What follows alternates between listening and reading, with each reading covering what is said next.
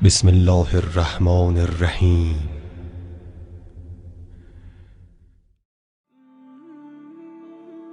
لفظ امام کا مطلب قیادت ہے، چاہے امام آپ کو اچھے راستے کی طرف لے جائے یا برے راستے کی طرف، معنی کے اعتبار سے اسے امام کہتے ہیں۔ مثال کے طور پر قرآن کریم میں ارشاد ہے، کفر کے امام۔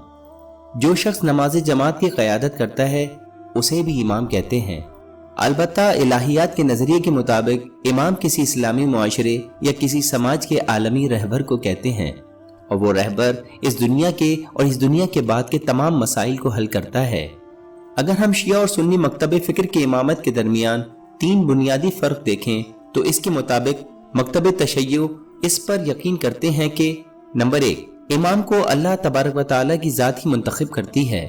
نمبر 2، امام کے پاس اللہ تعالیٰ کی جانب سے عطا کیا گیا علم ہونا چاہیے۔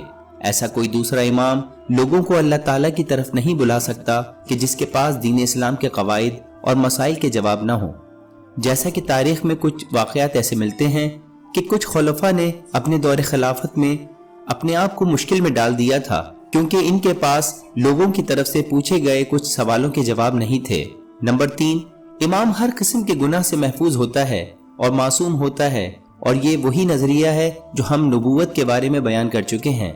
سوال، اگر امام کوئی غلطی کرے تو کیا لوگ اس پر یقین کریں گے؟ جواب یہ ہے کہ اگر امام کسی بھی طرح کی غلطی کرے گا تو لوگ اس پر سے اپنا ایمان اٹھا لیں گے، اور اس طرح امام کا کردار اور اعتماد لوگوں میں سے ختم ہو جائے گا۔ مشہور حدیث کے مطابق اگر کوئی مر جائے اور اپنے زمانے کے امام کو نہ پہچانتا ہو تو وہ جاہلیت کی موت مرا ہے۔ ہم سب اس بات پر متفق ہیں کہ ایک امام کا ہونا ضروری ہے، بس ہمیں اس بات کا ثبوت تلاش کرنا ہے کہ اس امام کو اللہ تبارک و تعالی منتخب کرتا ہے یا لوگ۔ لہٰذا مسئلہ یہ نہیں ہے کہ کس کو بطور امام منتخب کیا گیا، مسئلہ یہ ہے کہ امام منتخب کرنے کا حق آخر کسے اور کیوں حاصل ہے۔ جیسا کہ کچھ لوگوں کا عقیدہ ہے کہ امام کا انتخاب لوگوں پر چھوڑ دیا جائے، یہ صاف اور عیاں ہے کہ اس قاعدے کو بھی رسول اسلام کی وفات کے بعد نہیں اپنایا گیا، اور ایک تیسری راہ اپنائی گئی، یعنی چند خاص لوگوں نے نہ ہی اللہ کی طرف سے نمائندے کے طور پر کسی کو امام مانا اور نہ ہی عام لوگوں کی رائے کو مد نظر رکھا۔ ہم یہ جانتے ہیں کہ اللہ تبارک و تعالیٰ کی ذات حکمت والی ہے، اور نبوت کا سلسلہ ختم کرنے کے بعد، یعنی نبوت کے خاتمے کے بعد کسی کو نبی نہیں آنا۔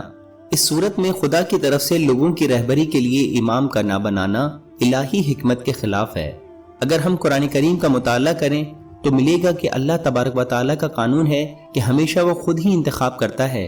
مثال کے طور پر سورہ آل عمران آیت نمبر 33، خدا نے آدم اور نوح اور خاندان ابراہیم اور خاندان عمران کو تمام جہاں کے لوگوں میں منتخب فرمایا تھا۔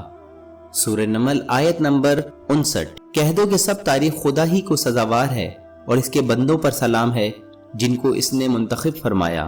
سورہ آل عمران آیت نمبر 42، اور جب فرشتوں نے مریم سے کہا کہ مریم، خدا نے تم کو برگزیدہ کیا ہے اور پاک بنایا ہے اور جہان کی عورتوں میں منتخب کیا ہے، ارشاد ہوا کہ اے موسیٰ، میں نے پیغمبری اور ہم کلامی سے اور لوگوں پر تم کو امتیاز دیا ہے۔ فرشتوں میں سے اور انسانوں میں سے پیغام پہنچانے والوں کو اللہ ہی چھانٹ لیتا ہے، اور آپ کا رب جو چاہتا ہے پیدا کرتا ہے اور جسے چاہتا ہے چن لیتا ہے، ان میں سے کسی کو اختیار نہیں۔ اس سورہ میں اللہ تعالیٰ فرماتا ہے کہ صرف اسی کو یہ حق اور اختیار ہے کہ وہ انتخاب کرے۔ رسول اسلام اپنی زندگی میں جب کسی مقصد سے کہیں جاتے تھے تو پیچھے اپنا نمائندہ چھوڑ کر جاتے۔ اب جب رسول اسلام ہمیشہ کے لیے لوگوں کے درمیان سے جا رہے ہیں تو یہ کیسے ممکن ہو سکتا ہے کہ رسول اسلام لوگوں کی رہنمائی کے لیے کسی کو بطور امام منتخب کر کے نہ جائیں؟ جو لوگ کاروبار کرتے ہیں وہ 5 منٹ کے لیے بھی اپنا کاروبار بغیر انچارج کے نہیں چھوڑ کر جاتے، بلکہ کاروبار کو کسی کے حوالے کر کے جاتے ہیں۔ کیا یہ بات منطقی ہے کہ وہ رسول اسلام کہ جنہوں نے 23 سال تک دین اسلام کے قیام کے لیے کام کیا، وہ کسی کو منتخب کیے بغیر دنیا سے چلے جائیں؟